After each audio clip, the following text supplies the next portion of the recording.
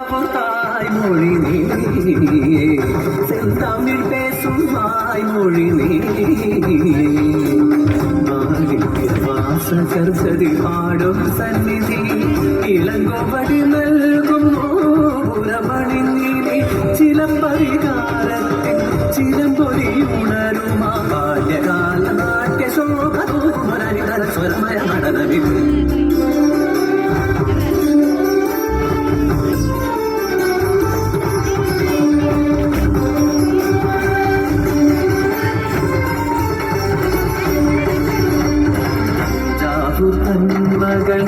നാഗവല്ലിക്കുള്ള